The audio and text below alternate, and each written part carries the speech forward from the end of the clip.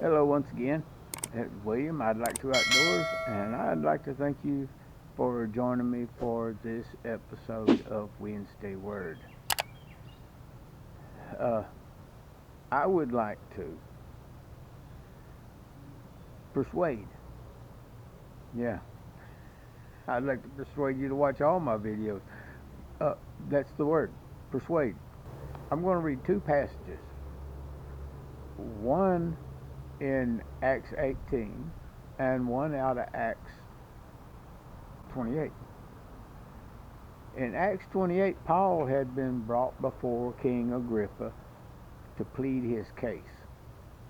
He had been promised that he could go before the king, and that's what happened. And all of a sudden, he is told by the Agrippa in verse number 28, "Do you think you can persuade me to become a Christian so quickly?"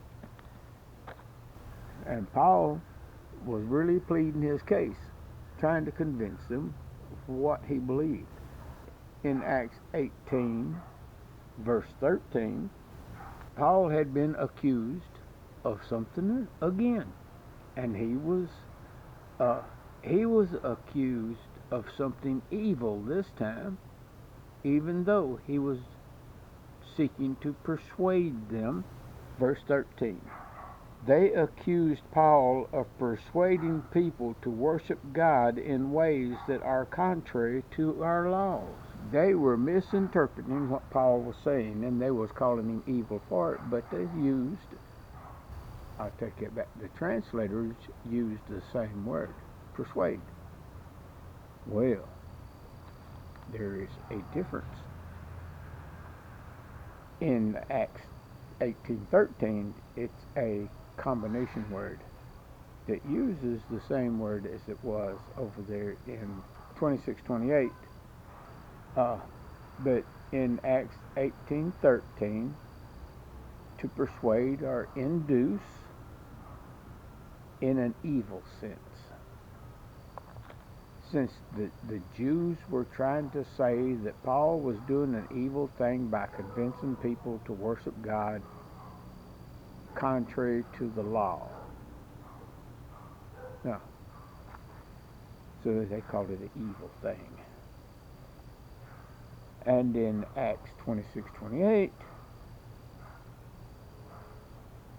to convince,